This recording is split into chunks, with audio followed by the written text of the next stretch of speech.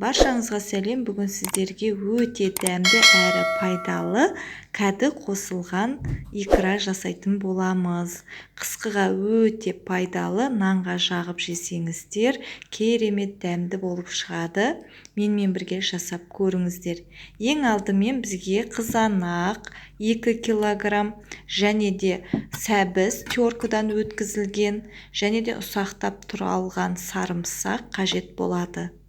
Бізге одан кейін кәді 2 килограмм, кабачок, одан кейін сұйық май, қара бұрыш, дәміне қарай тұз, қант қажет болады 1 кесе. Ыдысымызға 2 ас қасық мөлшермен май құйып қыздырып аламыз. Қызған майымызға пиязымызды салып, жақсылап қуырып аламыз.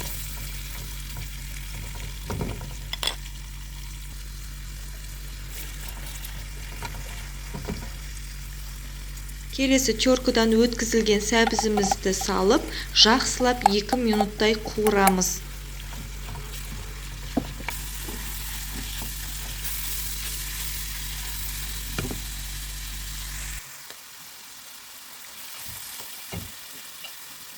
Сәбізіміз жақсылап қуырылды. 10 минуттай үстіне қызанағымызды салып, жақсылап араластыра отырып, қуырып аламыз.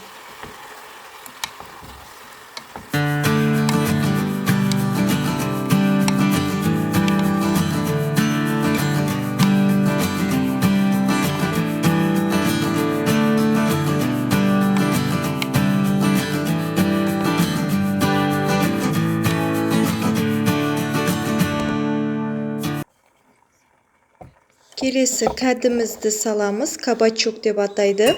Кәдімізді салып, жақсылап араластырамыз.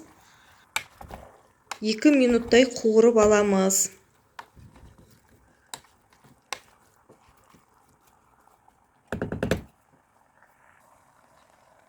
Екі минуттай қуырғаннан кейін тұз, 2 ас қасық мөлшермен, одан кейін қара бұрыш, 1 ас қасық мөлшермен, келесі 1 кесе қантымызды саламыз.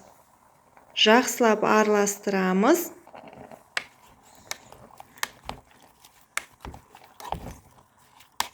Пештің отын азайтып, жақсылап араластырып, бетін жауып, қақпағын жапқаннан кейін 40-45 минуттай ішіндегі кәдісі барлығы піскенше ақырын отқа қойып қоямыз. Бізге 45 минуттай уақытымыз бар. Банкілерімізді стерилизациядан өткізіп аламыз, және де қақпағын осылай су құйып қайнатып аламыз. Келесі мінекей сәбізіміз бен кәдіміз толығымен піскен. Блендердің көмегімен өткізіп аламыз. Пюре болғанша. Салатымыздың қоюлығын блендердің шетімен саусақпен тексеріп көреміз. Мінекей дайын болды.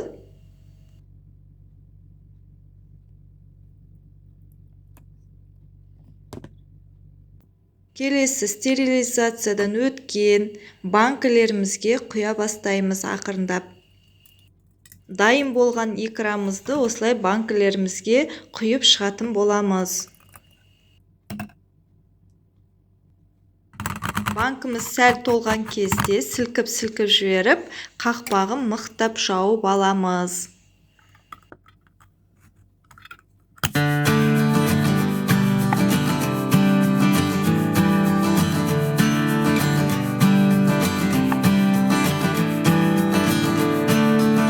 Икраларыңызды жауып болғаннан кейін теріс төңкере отырып, одеялға немесе қалың орамалға бетін жауып, орақ қойсаңыздар, ертеңде тоңазытқышқа суық жерге сақтасаңыздар, қыс бойы өте дәмді болып шығады.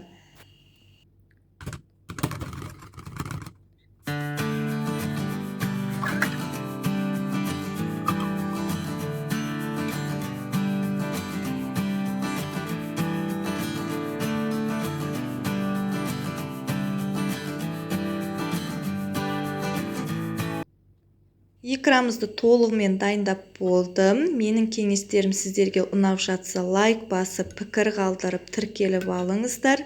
Нанға жағып, қою ретінде жағып жесеңіздер, қыста керемет пайдалы әрі дәмді болып шығады.